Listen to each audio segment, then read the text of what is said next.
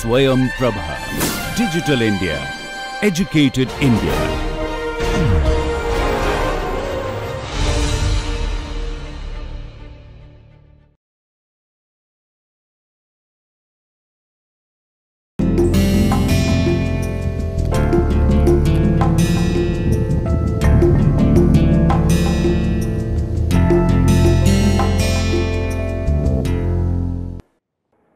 Welcome to the second lecture in the series of Understanding Gandhi. Today we will try to understand how Gandhi has linked truth and notion of non-violence in his idea of politics. You have to remember that this is very important to understand Gandhi's scheme of thought. One can easily put forward that Gandhi's idea of truth and non-violence were the bedrocks or the two pillars on the basis of which you can lay down the whole thought process of Gandhi. Truth and non-violence are considered as two crucial pillars on the basis of which Gandhi tried to develop his thought, on the basis of which he also made his statements, on the basis of which he also organized his own personal life, and also on the basis of which he tried to reorganize the socio-economic and political life of this country and the world. Gandhi's contribution in this sense is immense. Now we will try to make sense of that how Gandhi engages with this notion of truth and the idea of non-violence, and how he bridges the, if at all there is any gap between the two. In the dominant discourse of truth and non-violence, it is generally perceived that one can easily pursue truth without necessarily subscribing himself or herself to non-violence. On the other hand, we can also see that one can easily get into this notion of non-violence without necessarily subscribing to the idea of truth.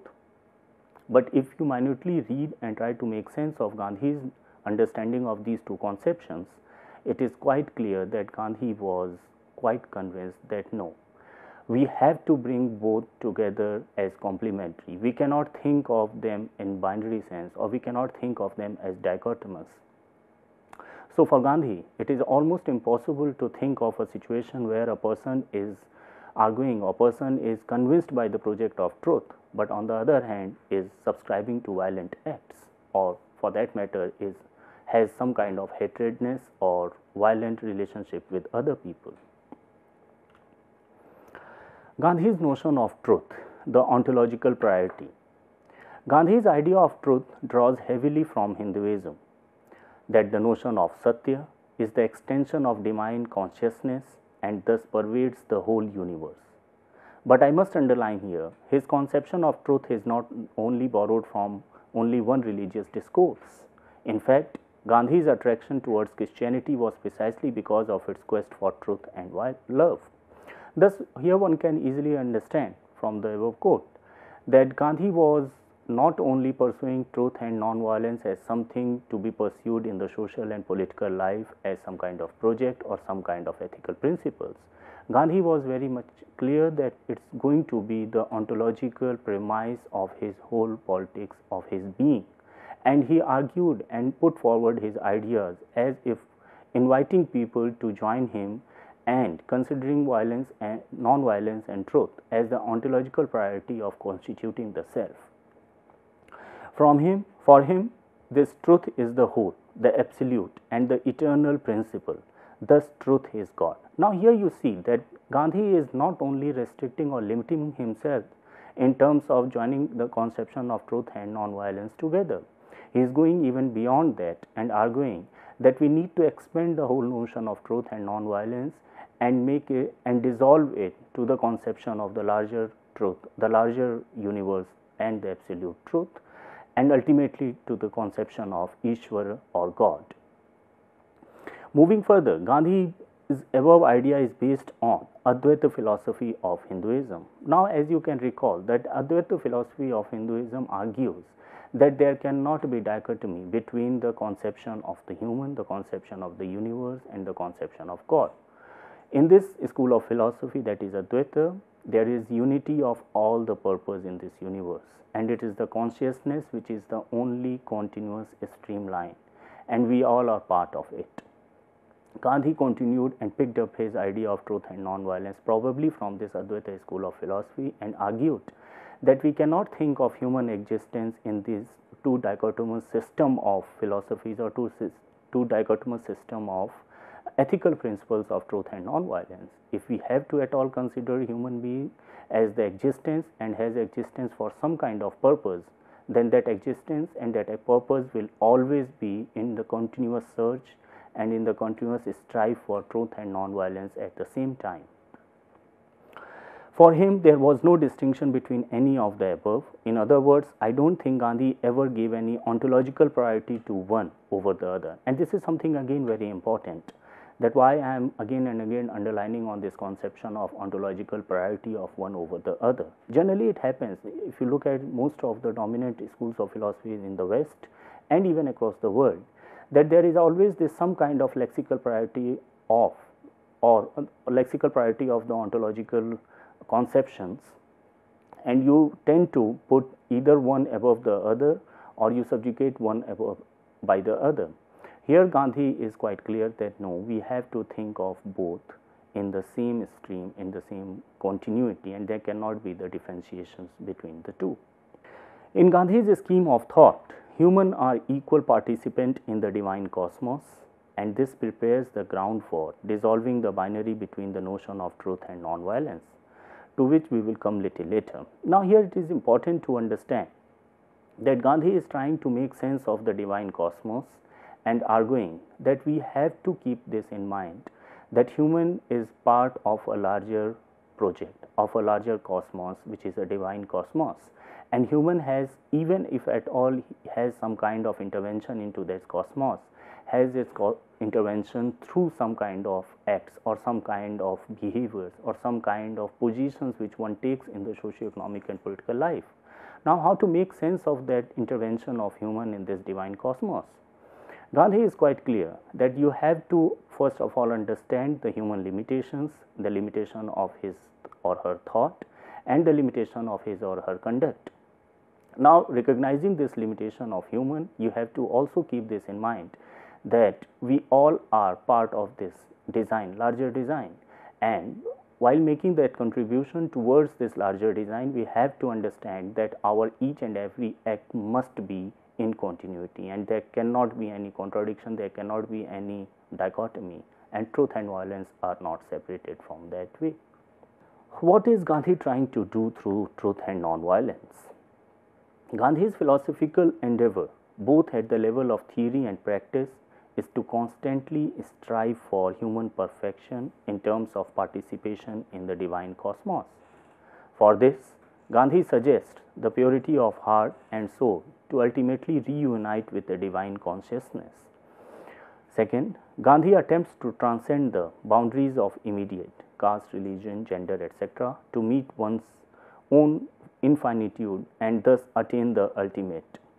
Third, there are two cardinal principles of this attainment according to Gandhi. They are truth and non-violence.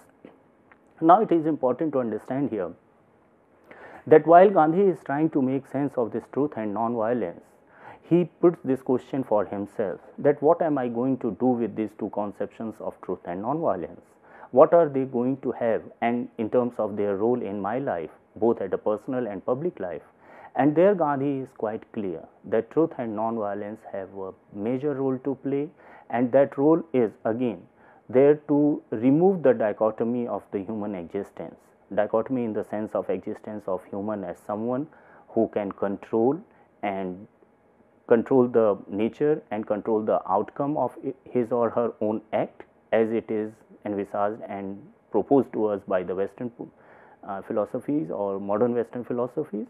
Or is it something which is part of the whole creation and human nature, and that we cannot control each and every act, but we need to always be in control of our own acts? Gandhi subscribes to the second view. He suggests that no, we have to always remember and recognize that we cannot control the nature, we cannot control all sorts of outcomes, but what all we can do is to constantly strive and look for certain kinds of acts from our side which can ultimately contribute in the larger design of this cosmos. And that way, this becomes a very important project in whole Gandhian thought, that how we are going to look into this conception of truth and non-violence, and how it is going to contribute in the larger sphere of our socio-economic and political organizations. It is in this continuity again that Gandhi proposes that this path of truth and non-violence will help us in transcending the immediate boundaries like caste and gender, and will probably help us also transcend the boundaries of nation and religion, and thus we will be able to forge some kind of connection to this cosmic order and connection to our immediate human beings, through which we will also try to link all kinds of human organizations at the planetary level and also connection with the nature at large. And this way, this path of truth and non-violence will help us in making this world better to live. What are the complexities in Gandhian thought? This is again very important, as before we move further to understand the conception of truth and non-violence in Gandhi's thought process, we need to understand that there are certain complexities, and it's not the complexity which is only at one level that you understand the conception of truth or non-violence and make sense of it.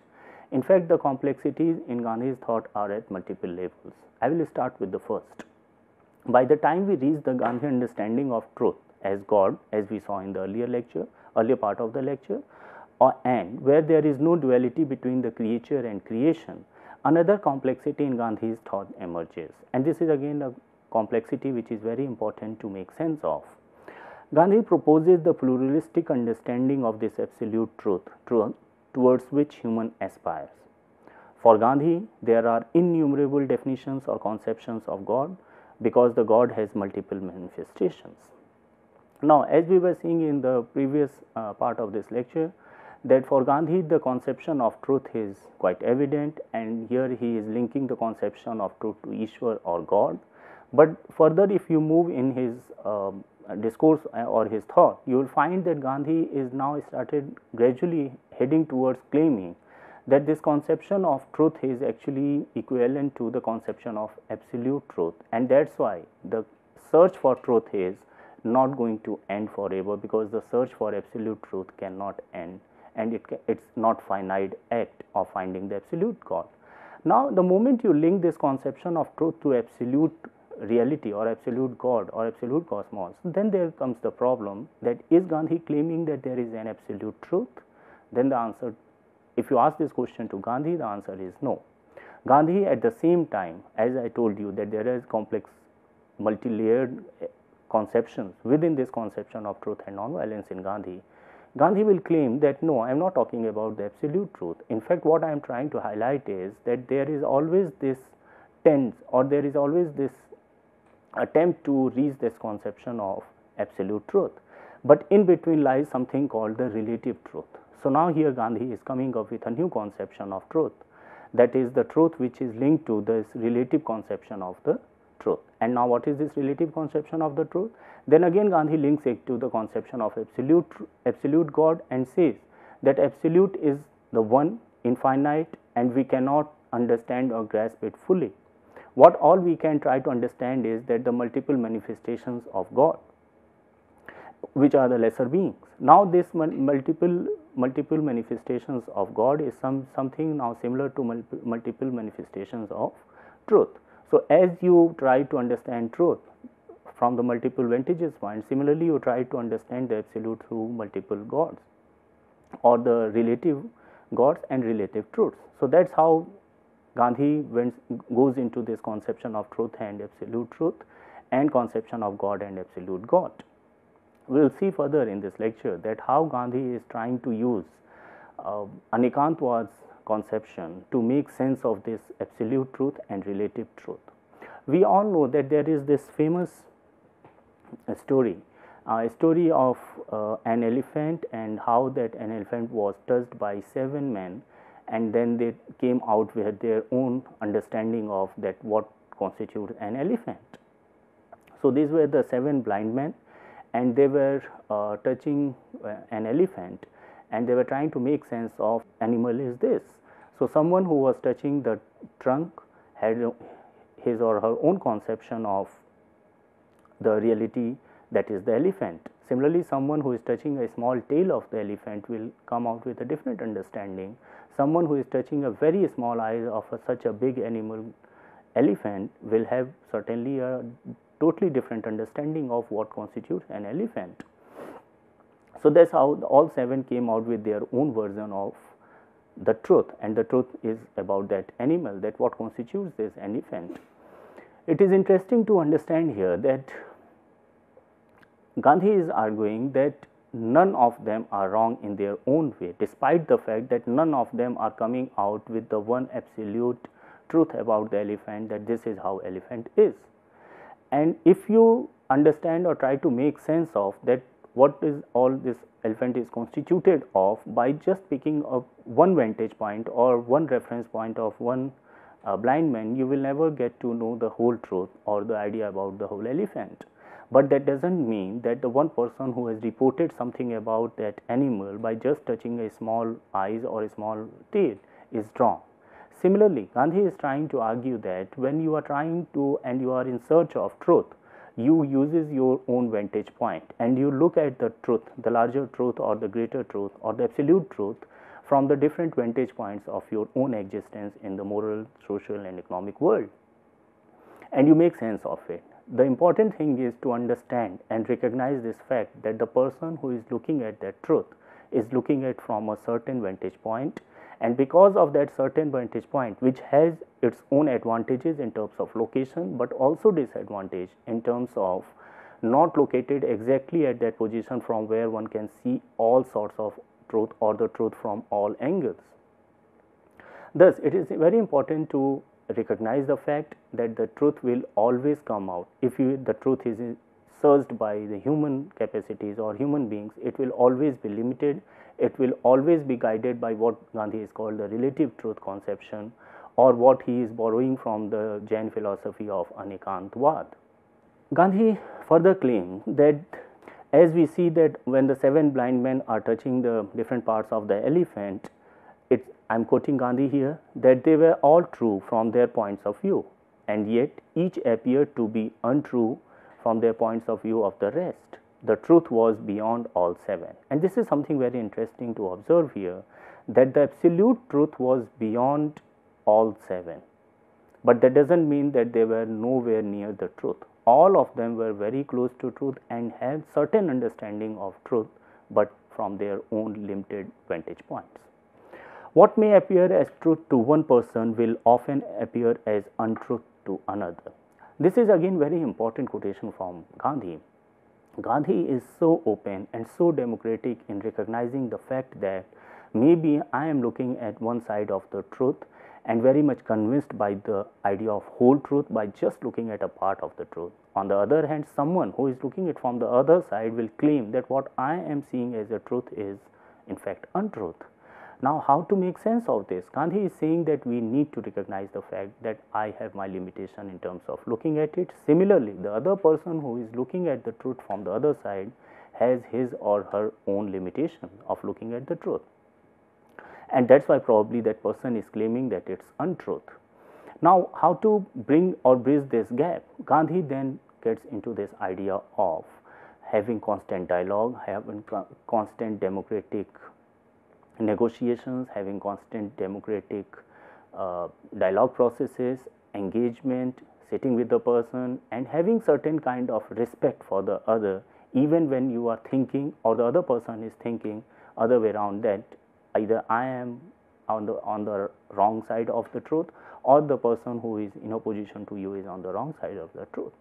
If you look at many of the political and social and economic projects of Gandhi and throughout the history, the way he tried to engage with the political and social and economic problems, especially on the issue of communal violence or issue of gender discrimination or caste, Gandhi at times appeared that he is not understanding, he is not making sense at times. But if you look at from this conception of the multiplicity of possibilities of vantage point of looking at the truth, then probably we will be able to recognize and understand that how Gandhi is looking at the so-called ultimate truth or the larger truth from a limited vantage point, and similarly the others who are looking at it also looking at it from the limited vantage points. Gandhi probably resolved many of the crises of his lifetime, including his engagement with Jinnah, his engagement with many of the extremists and many of the friends and enemies inside the Congress through this conception of relative truth and anekant ones. Gandhi further made the distinction between the absolute and relative truth, and here are following some of the points which one need to note and understand regarding this. First, Gandhi made this distinction very clear through the story of elephant and man, and we saw in the previous slide that how he made that distinction. For him, there will always be truth envisaged from the multiple vantage points, and thus truth is relative. This is the point which I want to highlight here at this point of time, that truth will always be relative if it is conceptualized and has been sensed through the human capacities. Second, beyond the limited relative truth, however, there is one absolute truth which is total and all embarrassing. Now, while recognizing the fact that there is always the relative truth, Gandhi also takes into cognizance the fact that there will always be the absolute truth, or the truth which cannot be comprehended beyond the point because it's a limited of human understanding. Third, Gandhi also accepts that absolute truth is indescribable because it is God. Other things therefore can be true only in a relative sense. Now here probably Gandhi is trying to defend this conception of absolute truth by linking it to the conception of absolute God or absolute reality, and arguing that you have to remember that you cannot comprehend the absolute reality because absolute reality is akin to absolute God, absolute cosmos. And since human limitation cannot go beyond a point, similarly you cannot go beyond the point in terms of understanding the absolute realities. For Gandhi, the truth is such that each relative claim to truth or each particular element of a moral project contains only some fragment of the absolute truth. Notice that these relative truths are not necessarily false, they can all be true, but only in some limited sense. That implies a lack of complete understanding. Now here again almost Gandhi appears to be repeating his argument in crux and saying that the truth will always be limited and we have to recognize it if we have to go on the political, social and economic projects of our life. What are the limitations of grasping the truth? This is again a question which Gandhi recognized. Gandhi recognized it quite democratically, and he accepted that even when he is trying to make sense of some of the problems of his time and sharing his anxiety, he was quite clear that do recognize me as a human being. I am not a saint, and whatever I am saying and I am doing, it may appear at time contradictory, but the fact of the matter is that what I am doing at one point of time may have its own understanding and sense of reality at that point of time, but the moment my context is changing, the moment my vantage point is changing, or the moment my own understanding about that truth is changing, I may have some different view which may appear contradictory from the earlier version, but that doesn't mean that I am not sincere to accept it.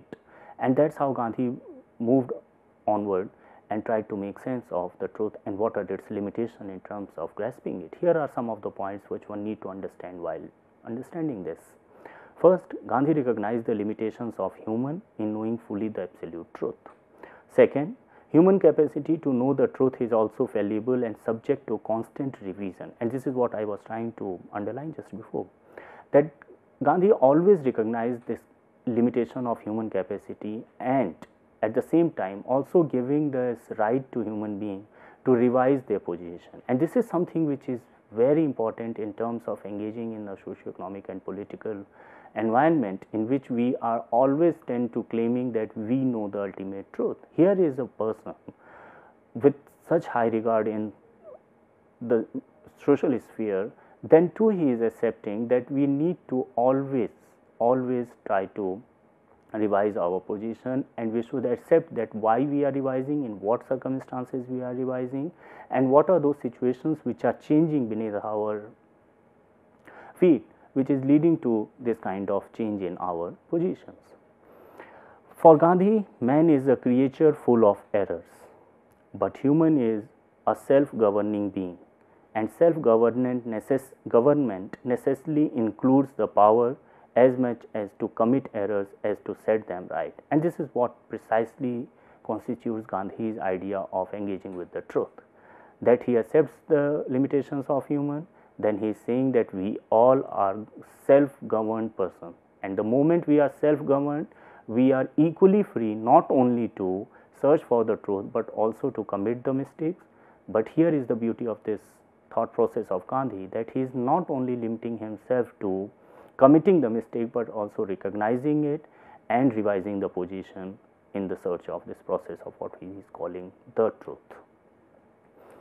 The next important point regarding this is that probably it is above eagerness to learn and consider truth in relative manner in everyday life that Gandhi titled his autobiography as My Experiment with Truth. Now, after this whole thing which we have discussed so far regarding the truth, his conception of relative truth, absolute truth, his conception of why there is this dichotomy which appears from above is not necessarily dichotomous, and the conception of relative and absolute truth are in fact part of the larger process. Gandhi titled his autobiography as My Experiment with Truth. Now, what does this mean, my experiment with truth? And as I told you earlier, that Gandhi was quite clear that throughout his life he was constantly in search of the truth. And now this process of the search of the truth or the ultimate truth is something he himself is recognizing that it is not possible for any human being, including himself as a human being.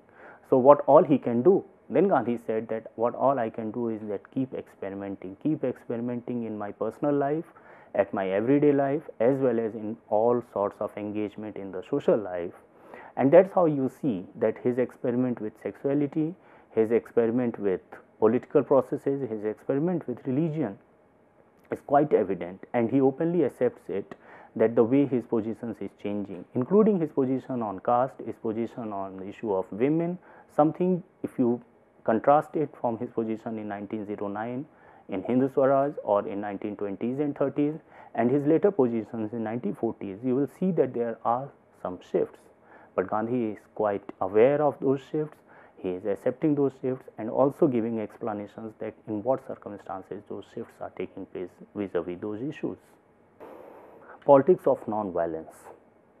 Now, coming to this conception of non-violence as the second part of the lecture, we will here try to make sense of that. What is this non-violence all about? Is it some kind of restriction to act or behave in a particular manner, or is something which is positive as per Gandhi's understanding of non-violence? Is this non-violence some sorts of cowardice, or is some kind of ability or some kind of powerfulness in human capacity? So, Gandhi engages with this conception of non-violence. The vantage point from which Gandhi engages into this conception of non-violence is primarily Hinduism, and he picks up this idea of ahimsa from Hinduism. But I must underline here that Gandhi is not limiting himself to Hinduism only when talks about ahimsa. He also goes into the conception of Jainism and try to make sense of that how different schools of philosophies and different schools of religion can help us in designing our life projects and in also making us constantly in search of truth through non-violent means. This section of the lecture will try to attain following two objectives. The first is to understand the meaning of non-violence and establish its relationship with the idea of truth. Second, to link truth and non-violence to Gandhian notion of politics. So, as I have mentioned to you that now the second part of my lecture will primarily try to do following two things. One is of course to understand the meaning of non-violence, and at the same time also to link this notion of non-violence with the conception of truth. And by the way, you have to keep in mind that the truth is not something which is absolute but relative. So, we will see that how relative truth, absolute truth and the conception of non-violence going all three together. The second part of the lecture will try to make sense of that how non-violence is part and parcel of the conception of politics and why it is so necessary and important that we need to talk of both non-violence and politics in the same breath. And this here again I would like to highlight that we have to keep in mind that we are living in a violent world, and the context in which Gandhi was talking about non-violence is very important. He is experimenting with the conception of non-violence, he is projecting the idea of non-violence when probably the world was undergoing one of the most violent phase. That was the First World War, the period between the Second World War and the First World War and Second World War and the Second World War. Thus, we will try to attain these two objectives in the following part of the lecture. What is politics? Generally, we tend to think that politics is some kind of churning. Politics is some kind of push and pull. Politics is generally conceptualized as some kind of contestation for power, but also at times politics is considered as some kind of contestation for resources, or at times contestation for identities. For Gandhi, politics was not limited to these frameworks of contestations or these framework of power, etc. In fact, he had very strong distaste for this conception of power while linking it to the conception of politics. Then what was his conception of politics? We will try to understand Gandhi's position on politics through following 2 or 3 definitions. It is, and this I am quoting Gandhi, it is my firm view that we should keep altogether aloof from power politics and its contagion.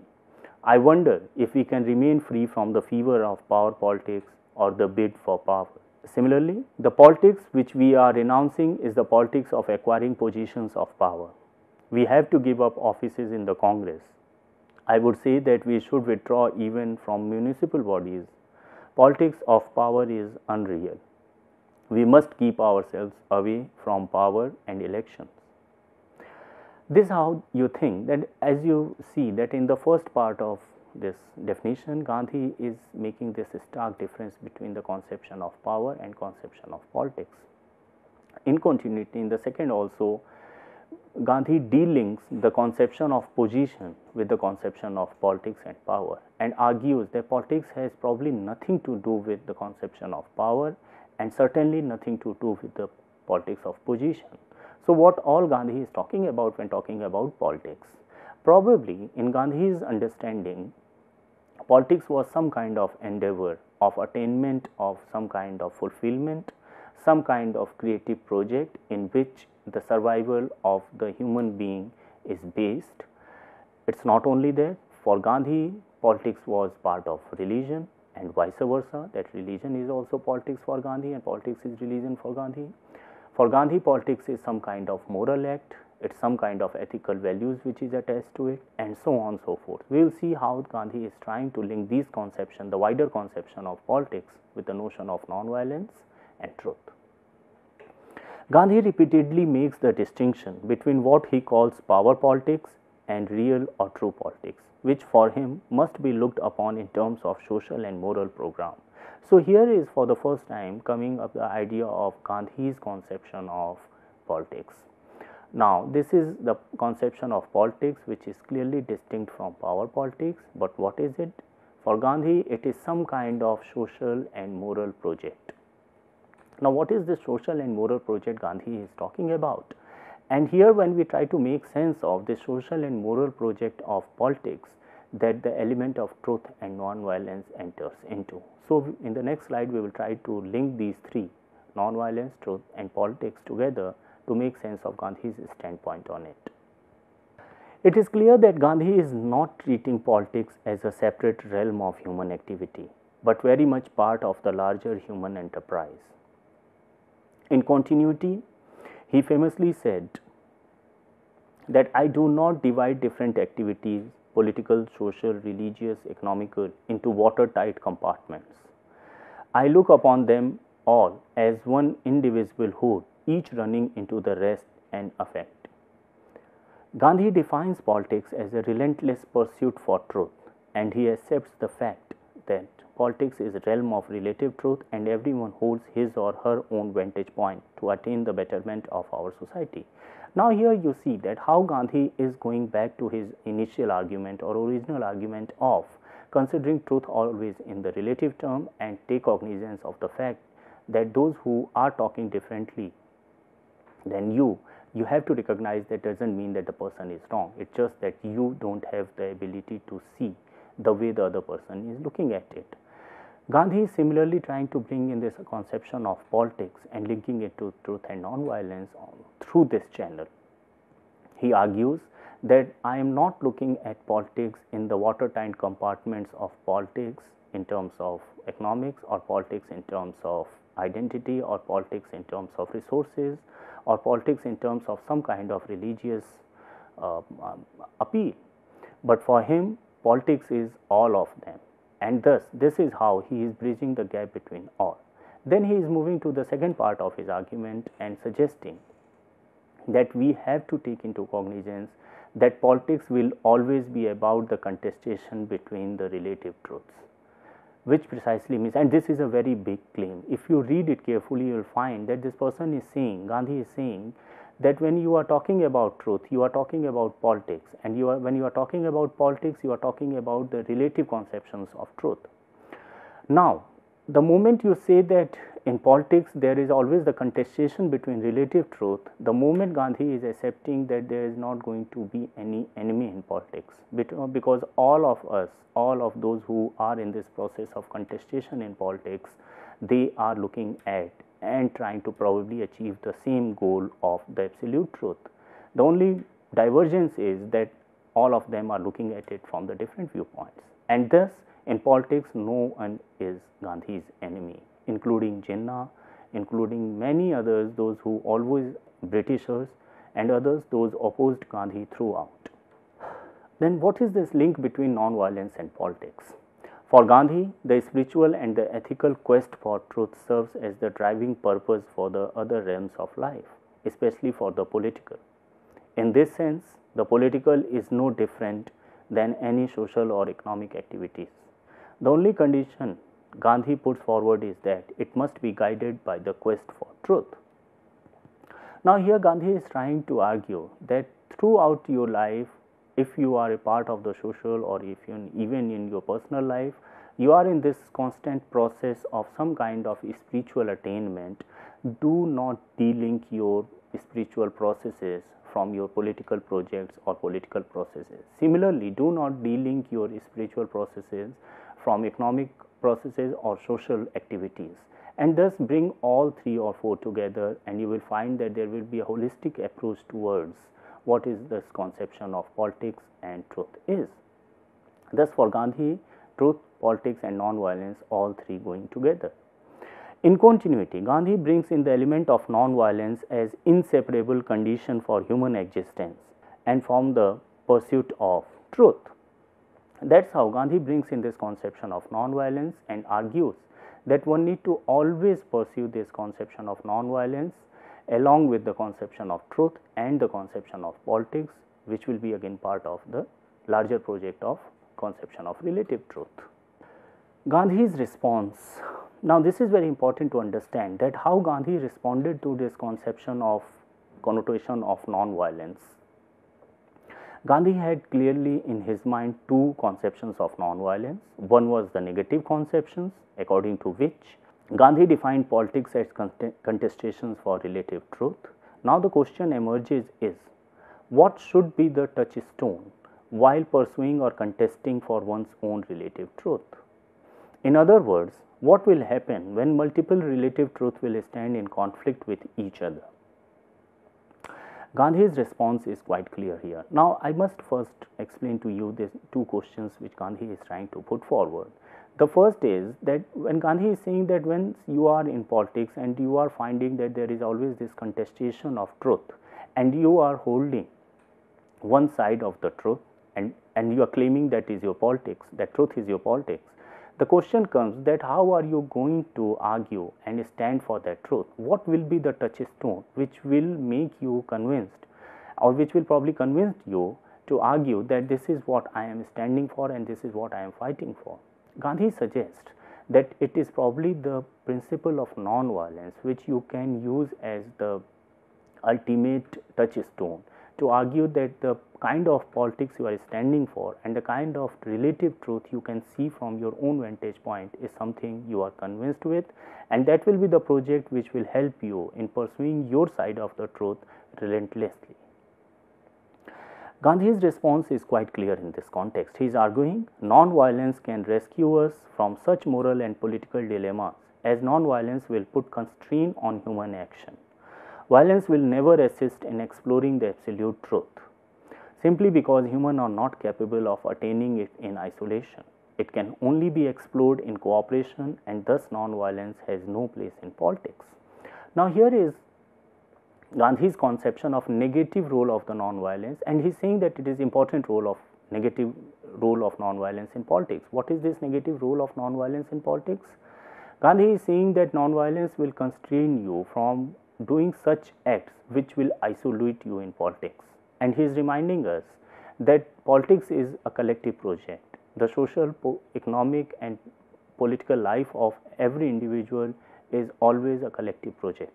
And since it's a collective project, you cannot think of violent acts into it, because Gandhi necessarily links the conception of violence with isolation. He is arguing the moment you will have some kind of violent act, you will end up isolating yourself and isolating others. The moment you will do that, your whole collective project will fall down.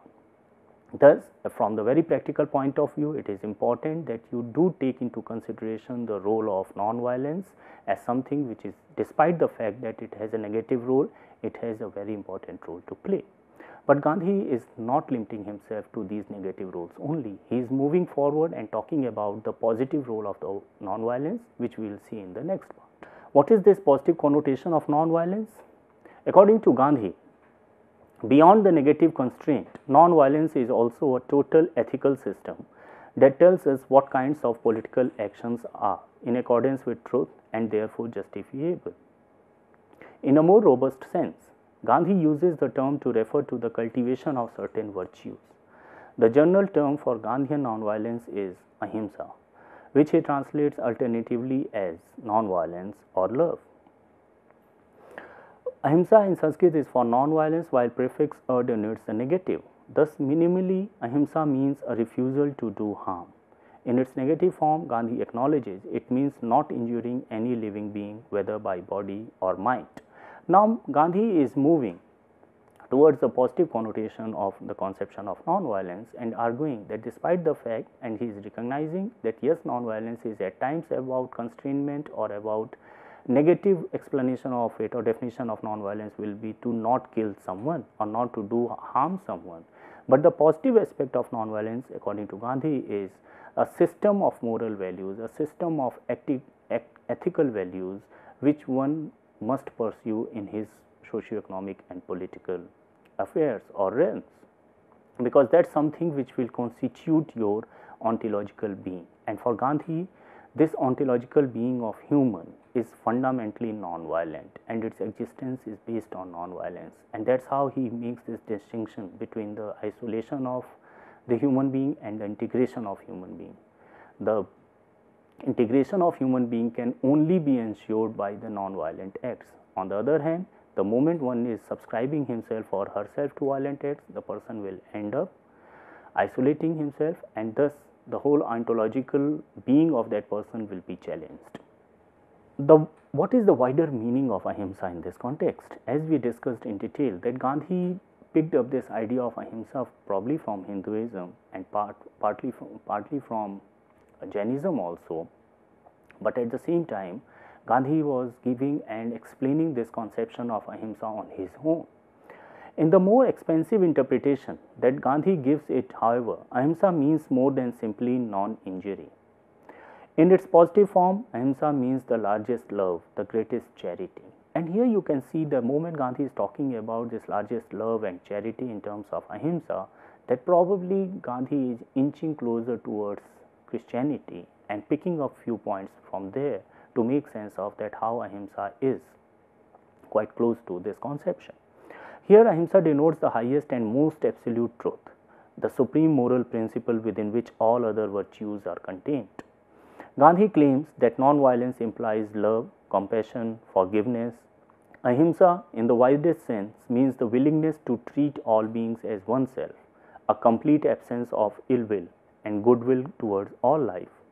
Moreover, ahimsa and truth, Gandhi claims, are observed and reverse of the same coin. Ahimsa is my God and truth is my God. In this sense, ahimsa is a moral principle equivalent to dharma. Now, as you see, as I have argued in the earlier part of this lecture, and that was one of the key aim of the second part of this lecture, was that we will try to link the conception of truth, non-violence with his conception of. So as you see in this, Gandhi is now bringing all three together: the conception of truth, the conception of ahimsa or the non-violence, and conception of politics.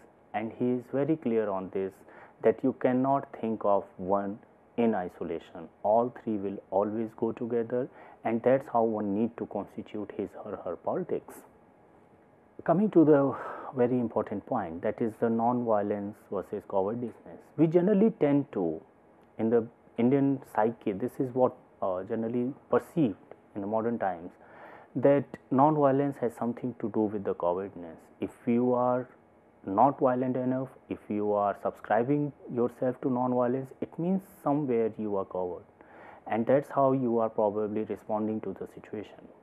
Gandhi resented to this understanding, and he claimed that one who is the most powerful can only subscribe himself or herself to the conception of non-violence. Non-violence and cowardice are contradictory terms. Non-violence is the greatest virtue, cowardice is the greatest vice. Non-violence springs from love, cowardice from hate. Perfect non-violence is the highest bravery. That's how Gandhi tried to explain the conception and the contradiction between the two. Dr. S. Radhakrishnan, the late philosopher president, comments, for Gandhi, non-violence involves an inner war which requires us to defeat fear, greed, anger, and guilt. Whenever a great person arises, he challenges the spirit in us that we are not just animals but human beings. Gandhi's purpose was to advance man's progress towards a rational world order. So as you see from President Radhakrishnan's argument, that Gandhi was probably trying to eradicate the whole idea of fear, distrust, and anxiety by using the conception of non-violence, and he was quite convinced this project. If you see how Gandhi lived his own life, the practices which he chose for his life, the kind of organization he pushed in his conception of ashram, the kind of idea he had about the future of India, the kind of organization he was looking into the economic life, it was all organized around the conception of truth and non-violence at the same time. For Gandhi, following are the 5 pillars of non-violence. The first and foremost of these 5 principles are the conception of respect. For Gandhi, until unless you are not going to respect your other, and here I am not deliberately not using the word enemy, because Gandhi was quite averse to this use. He never pushed this argument, he never pushed this conception of enemy. For him, the other was someone who was looking at the truth from some other point of view. And that's why Gandhi argued that one can be non-violent only when one learns to respect the other points of view. The second important is understanding. Gandhi argued that one need to always understand that what the other person is saying or what the other side of the truth is. If you are not going to develop the understanding of the other side, you will not be able to revise your own position. And this is something which is very interesting. Here Gandhi is probably inviting for some kind of democratic negotiation between two different vantage points, so that they can collectively endeavor or they can collectively search for the ultimate truth. So for Gandhi, the search for truth is not in isolation. For Gandhi, the search for truth is not an individual project, but it is always something to be done or to be pursued in accordance with the conception of community, in conception of camaraderie, in the conception of togetherness. The third important point regarding the non-violence is acceptance.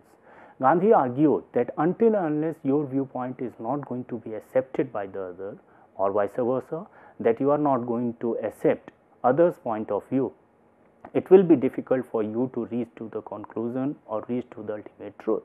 So your endeavor of this ultimate truth has to necessarily pass through the conception of acceptance of others' point of view, respecting others' point of view, and understanding others' point of view. The fourth important point in Gandhi's conception of non-violence is appreciation. If you don't know how to appreciate others' point of view, even if the fact of the matter is that you know that you know the truth and the other person is not knowing the truth, generally it happens that we tend to claim like this, then too you have to appreciate the other's point of view, and this is how you will start. That will probably, in Gandhi's conception, the first stage, when the moment you will appreciate, the moment you will recognize, and the moment you will recognize, the moment you will start giving respect and acceptance to others' point of view. So you must always admire and you must always recognize others' point of view. That's how it will help you in develop the non-violent mode of politics, non-violent mode of human existence. The last important point in Gandhi's conception is compassion. For Gandhi, it is very important to make sense of others' point of view, accept it, give regard to it, and also you should have a wide open heart to consider others' point of view, even if you are realizing and thinking that his or her points of view is going to challenge your fundamental position. You should have the compassion and have the big heart to accept it, that yes, this is how I am going to do. Now here I would like to highlight something.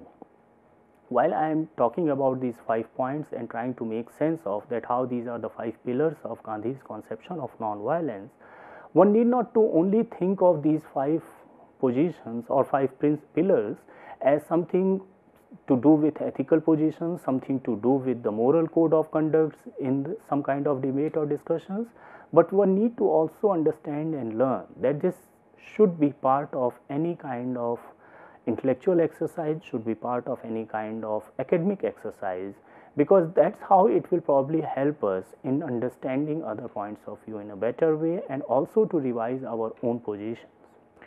In conclusion, I would like to draw your attention to following 2 things.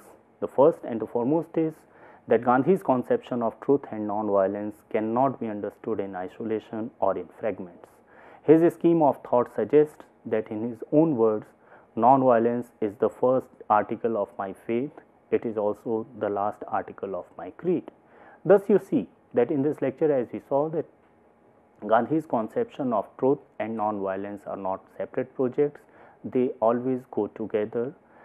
Even I will not claim that they are complementary. In fact, both you can use both as interchangeably. That's the extent to which Gandhi diffused the difference between the conception of truth and non-violence. At the same time, he also take into cognizance that the whole conception of politics has to necessarily subscribe to these 2 fundamental positions or principles, that is truth and non-violence. While doing so, Gandhi also take into cognizance that truth is not absolute at everyday level. In the everyday engagement in the moral world, in the everyday engagement in the political world and economic world, we have to recognize that there will always be relative truth. And we always hold one position out of the multiple possibilities regarding that truth. And there will always be the strive for achieving the ultimate truth. Now, how to achieve that ultimate truth? Gandhi subscribes that one should go for non-violence. Now, how to go about that non-violence and having that relative truth? Then Gandhi suggests that you have to go for those 5 pillars of non-violence. Then only you will be able to hold to your relative truth, but also give space to the relative truths of others, and that's how you will be part of a collective project of making some kind of political, social and economic transformations. Thank you.